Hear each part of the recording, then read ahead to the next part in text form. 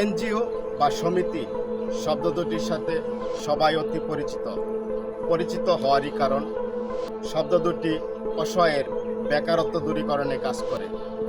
বর্তমানে এর নাম ছড়িয়ে পড়েছে অলিতে গলিতে, আর এই সুযোগে কিছু অসাধু ব্যক্তিরা নামে বেনামে প্রতিষ্ঠান খুলে লুটে নিচ্ছে সর্বস্ব। ময়মনসিংহের ভালুকার সিস্টুর বাজার এলাকা, বিশাল সাইনবোর্ডে লেখা রয়েছে নিরাপদ কমার্স বাংলাদেশ লিমিটেড। নামটি ব্যবহার করে একটি চক্র দীর্ঘ 8 মাস যাবৎ নিরাপদে এনজিও বা সমিতির নামে অসহায়ের সুযোগ নেওয়ার ছক কষে। গত রবিবার বিকাল আনুমানিক 4টা হবে, হঠাৎ ওই অফিসে পুলিশ সহ শতাধিক লোক, তারা কয়েক মহিলা মাঠকর্মীকে ঘেরাও করে রেখেছে। পরিস্থিতি ক্রমেই খারাপ হতে দেখে 4 জনকেই উদ্ধার করে নিয়ে যায় পুলিশ। যেখানে নামের সাথে রয়েছে নিরাপদ, তবে কি এমন হয়েছিল এনজিওতে যেখানে পুলিশ এলো, নিয়ে গেল 4 মাঠকর্মীকে? বলছি, তবে জানা দরকার এতগুলো প্রশ্নের জমাট বাঁধালো কারা। নাম মিলন মিয়া, তিনি এই এনজিওর চেয়ারম্যান। মিলনের স্ত্রী জেসমিন বেগম, তিনি এনজিওর ম্যানেজার। সুমন মিয়া, তিনি জেনারেল ম্যানেজার।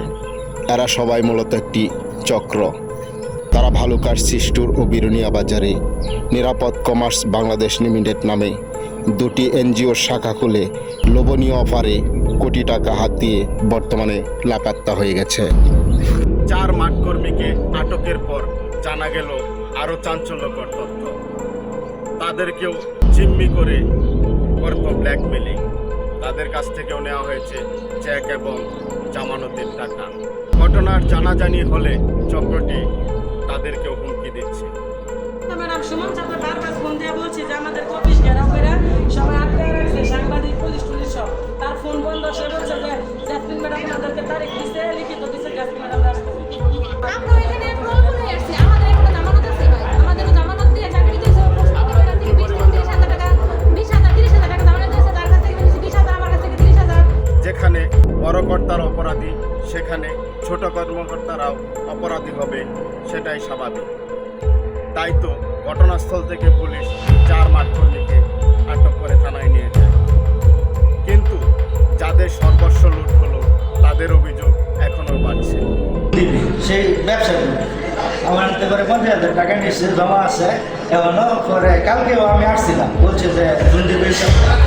এখন পরে যে ফোন দিচ্ছে যে পালায় গেছে। আজকে রেট, কালকে রেট করতে করতে আজকে 10 দিন ধরে বলতেছে আমার টাকা তারা দেয় না। লেনদেন করবার নাকি ঘরে আবার 1 লাখ টাকা জমা দিলে তারপরে তারা লোভে পাপ আর পাপে মৃত্যু। যারাই লোভ করে তারাই বিপদে পড়ে। এই এনজিওর ক্ষেত্রেও ঠিক এমনটাই হয়েছে। যেখানে সরকারি অনুমোদন নেই, সেখানে গ্রাহকদের এতগুলো টাকা রাখা নেহায়েত বোকামি ছাড়া আর কিছুই নয়। প্রশাসন এমন ঘটনা জানার পরেও তারা চক্রটিকে ধরতে কাজ করছে। তবে প্রশ্ন একটাই, এমন চক্র কিন্তু ছড়িয়ে রয়েছে সারা দেশে। তাই এমন প্রতিষ্ঠানগুলো বন্ধ করা এখন সময়ের দাবি মাত্র।